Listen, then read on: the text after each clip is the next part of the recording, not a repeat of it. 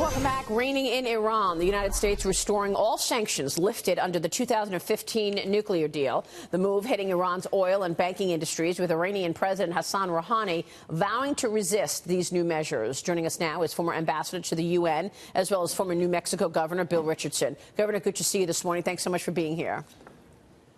Thank you, Maria. Your reaction to what Iran is coming back with, that it's going to resist these moves, are you expecting retaliation? What's the impact of all of this? Well, I think what we want is Iran not to get out of the nuclear deal that they have with other countries. I mean, we got out of it. I would have kept it, but I think this is Iran's political reaction. Their economy is in trouble anyway. These are very tough sanctions. Oil, banking, shipping, but it's going to take about a year for them to really bite the Iranian economy. The worry that I have is that France, Germany, Britain are not joining in the sanctions, and that we've exempted 8 countries. Yeah, there are allies from oil shipments, oil sanctions, but I think what we want the Iranian government to do is stop their cyber attacks, stop their support for terrorism, stop their campaigns around the world to disrupt friendly governments.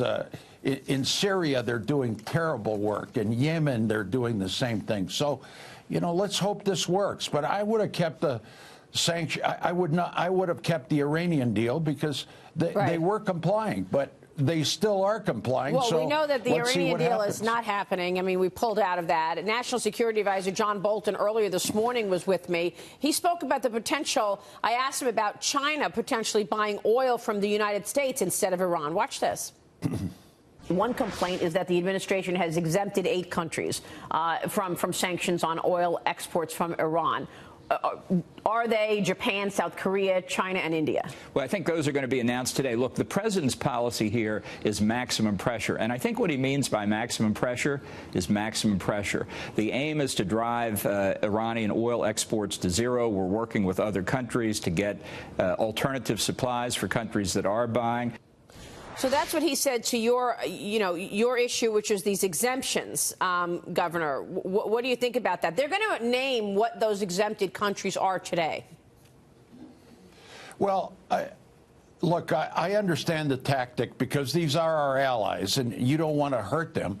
And they are going to be reducing those trade relationships with Iran on energy, which is good. But you know, at the same time, we've got a trade war with China, and we're giving them a little break here. All right, so tactically, I don't know the ins and outs of what we're doing, but I think this is a good measure, reimposing the sanctions. I just hope that France, Germany, our allies, Britain, lean on the Iranians for them to stop this support of terrorism. I think that's the main objective that we're trying to achieve. And the Iranian economy, you've got Steve Forbes there. He knows that their economy is in trouble. They got water shortages, banks are in trouble, their reserves are in trouble, oil production has gone down. They've got a bad inflation too, Governor.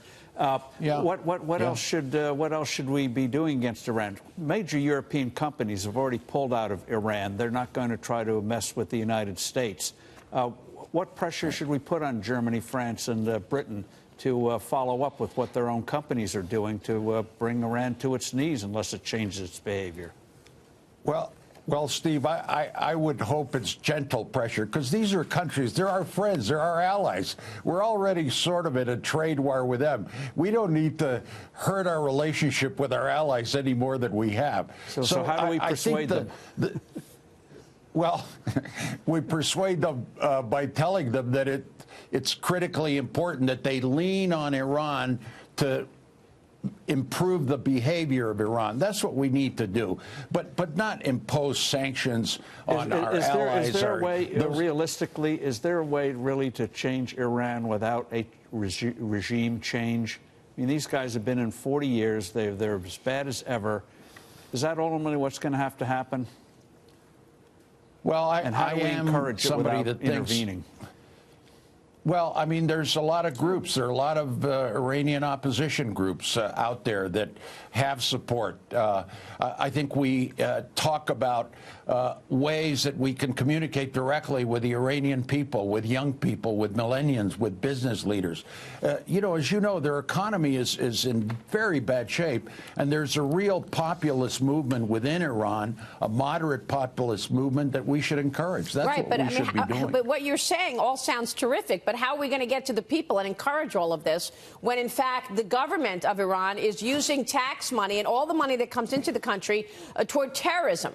So, I mean, yeah, of course we want to connect with the people who want to change in their lives. How do you do that when they're being governed by a terrorist organization? Well, I think these sanctions, as I said, are very strong. But it's going to take a year for them to really bite. The oil sanctions, the energy sanctions, are the ones that are most important, that can really cripple their economy. Yeah. Their production is already going down. I think within OPEC, some of our allies there might be helpful. The Saudis that don't like Iran anyway. Yeah, they said that they already want to increase production in Saudi, for sure.